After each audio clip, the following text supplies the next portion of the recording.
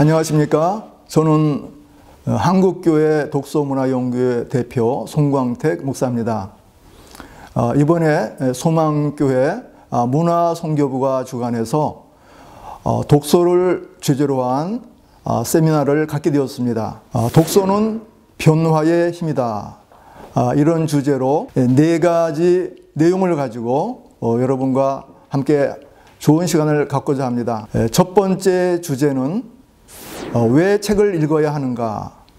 우리가 책이 소중하고 또 우리 인생에 큰 변화를 가져다 줄 수 있는 소중한 자산이라는 것을 알고 있지만은, 그러나 정작 독서 인구가 줄고 있고 또 전 세계 선진국과 비교해도 우리 한국의 독서 수준이 많이 낮다는 건 여러분이 잘 알고 있습니다. 오늘 첫 번째 주제가 왜 책을 읽어야 하는가 하는 내용인데요. 유네스코에서 정한 책의 기준은 표지를 제외하고 48쪽 이상이어야 한다, 그런 기준도 있다고 합니다. 그리고 지금도 종이책이 매일같이 쏟아져 나오고 있습니다. 과거에 비해서 종이책이 줄어들고는 있지만은 그럼에도 불구하고 여전히 많은 사람들이 책을 사랑하고 있습니다. 우리가 왜 책을 가까이 하고 사랑해야 하는가? 오늘 저는 몇 가지로 나누어서 그 이유를 여러분과 함께 나누고자 합니다. 첫 번째로는 우리가 우리 자신의 한계를 알고 있기 때문입니다. 우리는 평생 성장해야 되고 또 성숙해야 되는데 10대 시절이 있고 20대 시절이 있고 그 후에 중장년기를 거쳐서 노년기에 이르게 됩니다. 그 성장 과정을 우리가 돌이켜볼 때에 그때 내가 참 부족했구나, 그때 그런 한계가 있구나 하는 걸 느끼게 되는데, 제 경우도 나이가 한 50이 되면은 제가 내 분명한 주관을 가지고 이야기를 할 수 있고 이것이 나의 입장입니다 라고 자유롭게 말할 수 있을 것 같았는데, 나이 50이 지나고 또 60이 지나도 많은 부분에서 나의 한계를 또 발견하고 느낄 때가 많았습니다. 독서가 주는 첫 번째 그 유익이 무엇인가? 왜 우리가 책을 읽어야 되는가 할 때 첫 번째 그 내용은 바로 우리의 한계를 극복하기 위해서입니다. 제가 어느 책에서 공자에 대한 일화를 본 적이 있습니다. 공자는 사실 어렸을 때 그 아버지와 또 이어서 어머니를 여의고 고아의 신분으로 정말 어려운 일들을 하면서 그 10대 시절을 보내게 되었는데, 한 15살 무렵에 그가 갑자기 사람이 어디서 와서 어디로 가는가 이런 고민에 빠져서 식음을 전폐하고 심지어 잠을 자지 않으면서 생각에 잠기고 고민을 한 거죠. 그러나 여러 날 그가 그렇게 생각을 하고 고민을 했지만은 답이 나오지 않았습니다. 그때 공자가 깨달은 것이, 내가 15세 소년으로 아무리 생각을 해도 내 머리로는 한계가 있구나. 그때 공자는 공부를 하기로 작정을 합니다. 무슨 이야기냐면, 이미 앞서간 인생의 선배들, 자기보다 먼저 인생을 공부한 분들이 남긴 그 글, 그 서책을 통해서 배우고 깨닫기 원한 것이죠. 15세 소년의 그 한계로는 깨달을 수 없다는 것을 알고서 공부에 전념하기로 작정을 하는 인생의 전환점을 맞이합니다. 우리가 독서를 하는 그 첫 번째 이유가 바로 그런 한계를 벗어나는 데 있는 거죠.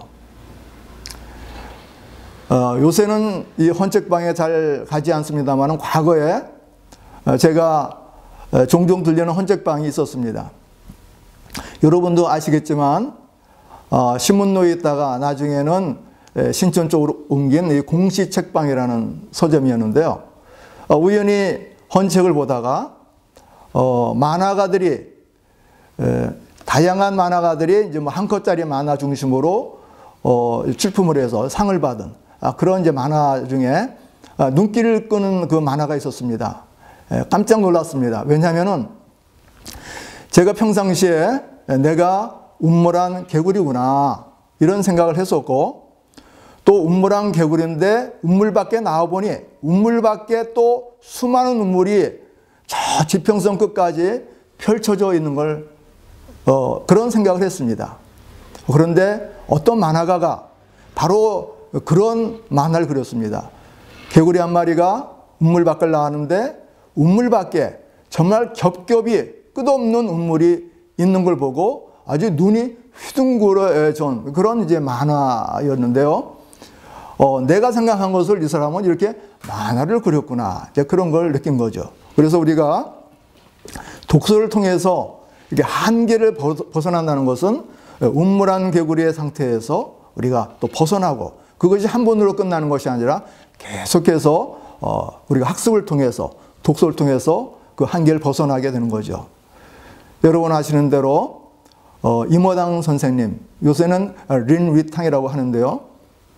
그 생활의 발견에서 그런 이야기를 했습니다. 우리가 책을 읽지 않으면은 공간의 한계, 시간의 한계 그 안에 갇혀 있게 된다. 그런 얘기를 한 적이 있죠. 두 번째로 우리가 책을 읽어야 되는 이유를 말한다 그러면은 리더의 그 자질이 바로 독서로부터 얻을 수 있기 때문입니다. 어느 분이 연구한 결과에 의하면 리더에게 이런 자질들이 있었다고 합니다. 아주 성공한 사람들 혹은 훌륭한 리더들의 그 특징을 보면은 몇 가지 그 자질이 있었는데요. 그 내용은 이런 것입니다. 강한 집중력, 살아있는 감성, 창의적 사고, 정직한 성품, 풍부한 독서력, 이런 5가지 내용을 정리한 걸 본 적이 있었습니다. 제가 주목한 것은 이 5번째 독서력인데, 이 독서력을 통해서 사실은 집중력이나 창의력이나 여기 언급하고 있는 여러 가지 다른 그런 자질들도 개발이 될 수 있다는 거죠.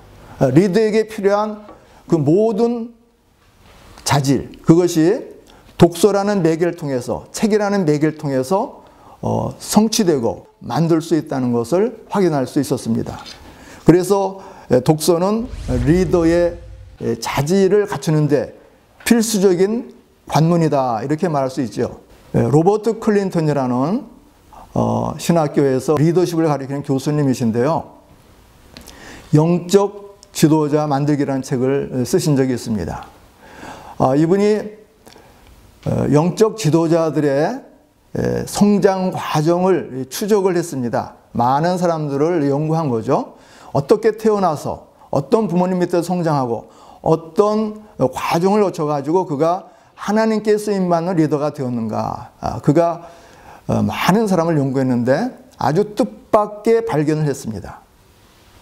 대개 글을 쓰는 사람들은 어느 정도 그 로드맵을 가지고 내가 이런 방향으로 글을 쓰고 또 그가 이제 처음에 설정한 어느 정도의 결론을 향해서 가게 되는데, 그가 생각지 못했던 한 가지 발견은 많은 지도자가 그의 생애에 책과의 만남이 있었다는 거죠.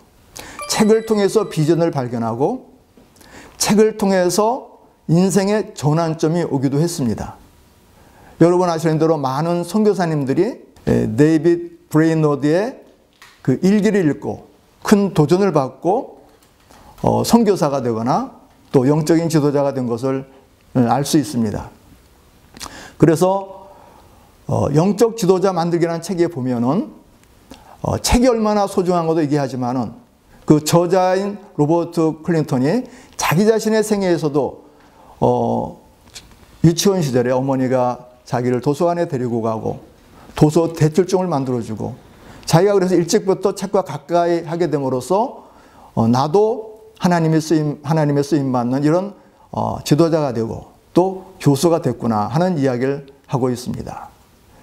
세 번째로 왜 책을 우리가 읽어야 되느냐. 세 번째 내용은 변화의 힘이기 때문입니다.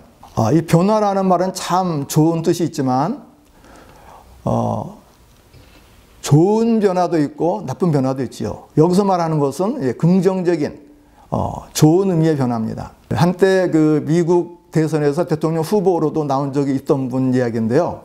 벤 카슨이라는 외과 의사 이야기입니다. 이 벤 카슨은 사실 꼴찌였지요. 그 어머니가 아버지 없이 그 아이를 이제 키우게 되었는데 정말 영어 알파벳도 모르는 문맹아였습니다. 학교에 가서 멍하니 앉아 있다가 돌아와서 놀다가 어두워지면 집에 돌아와서 TV 보고 그 다음에 잠자리에 들고 이렇게 그 꼴찌로서의 정말 바닥의 삶을 살고 있었는데 어머니가 기도하는 가운데 지혜를 얻고 지역 도서관에 데리고 갑니다. 사서의 도움을 받아서 이제 글 없는 그림책부터 대출합니다. 참 좋은 점은 많은 책을 빌릴 수 있었죠. 한 번에 20권도 빌릴 수 있었기 때문에 이 아이가 이제 변화되어서 침대 위에 책을 쌓아놓고 그 많은 책을 읽게 되고 나중엔 글이 읽는 책을 읽게 되고 문맹의 상태에서 벗어났습니다. 어느 날 수업 시간에 선생님이 검은 돌을 하나 들고 와서 학생들에게 물었습니다. 여러분, 이게 무슨 돌입니까? 아무도 대답을 못했습니다. 그런데 벤 카슨이 손을 들었습니다. 선생님, 그 돌은 흑요석입니다.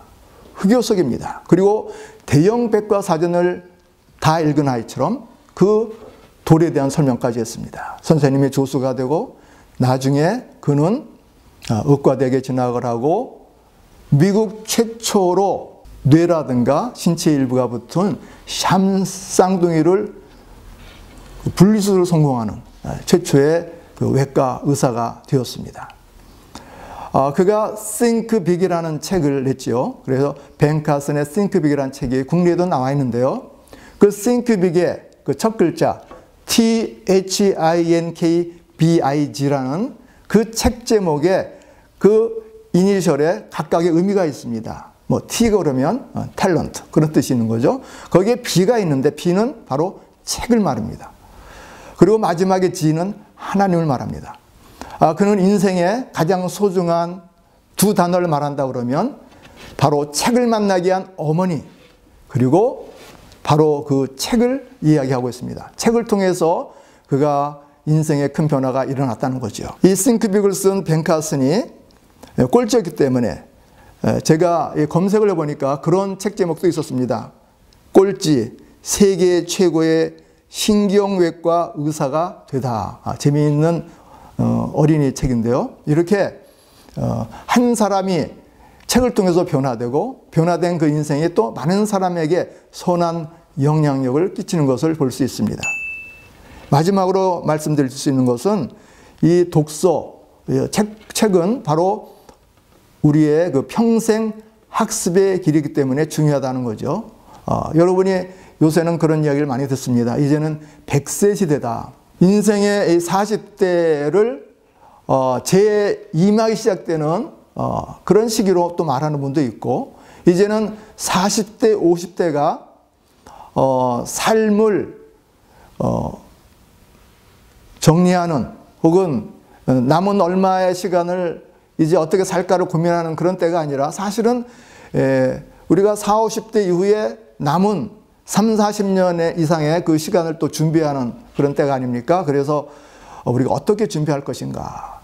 인생의 2막도 있고 3막도 있고 4막도 있을 것인데 우리가 책을 읽음으로써 평생 학습을 통해서 우리가 인생의 제2막도 열어갈 수 있고 또 3막도 열어갈 수 있다고 생각을 합니다.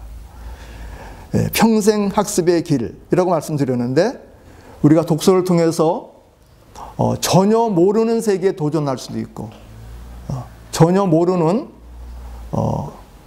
인생의 선배를 만날 수 있고 이걸 통해서 우리가 계속해서 성장할 수 있는 길이 열리게 됩니다. 오늘 첫 번째 주제로 왜 책을 읽어야 하는가 4가지 내용을 말씀드렸습니다. 여러분이 책을 가까이 하는 기회가 되시고 참으로 우리가 때를 가리지 않고 어디에서나 손 가까이 책을 두는 여러분 되시기 바랍니다.